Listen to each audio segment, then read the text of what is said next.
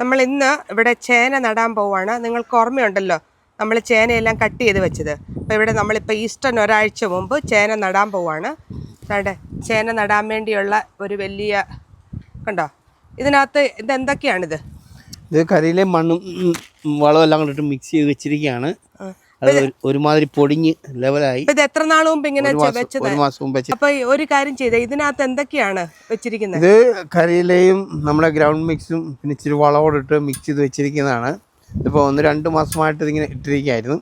അപ്പോൾ അത് ഇളക്കി ഇങ്ങനെ കുഴിയെടുത്തു. ഇതിനകത്തോട്ട് നമ്മൾ നടാൻ പോവാണ്. ആദ്യം നമ്മളെ വെജിറ്റബിൾ വേസ്റ്റ് ആണ്. കുറച്ച് വെജിറ്റബിൾ വേസ്റ്റ് നമ്മൾ നേരത്തെ വെള്ളത്തിലിട്ട് ക്ലിയർ ആക്കി വെച്ചിരുന്നു. അതിട്ടിട്ട് അതിനകത്ത് കുറച്ച് കരിയിലയിടും.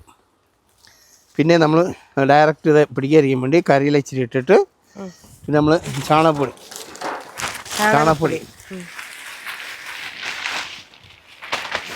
ഇങ്ങനെ ഇട്ടിട്ട് പിന്നെ നമ്മൾ ചേന ഇടുന്നത്.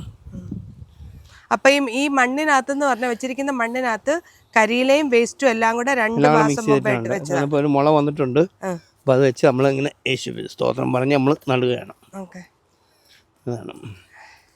ഇനിയിപ്പോൾ ഇതിനകത്ത് വളം, ഇത് നമ്മളെ ഉണ്ടാക്കിയ വളമാണ്. ഇത് നമ്മുടെ ബോൺ മീലും ബ്ലഡ് മീലും പ്ലാന്റ്സോടും എല്ലാം കൂടെ മിക്സ് ചെയ്ത വളമാണ്. അത് നമ്മളിങ്ങനെ ചേരും. ഇതിനകത്ത് ഇച്ചിരി നമ്മളിങ്ങനെ ശകലം കൂടെ കരിയില സൈഡിലിടും. എന്നിട്ട് മണ്ണിങ്ങനെ മൂടി വെച്ചേക്കും.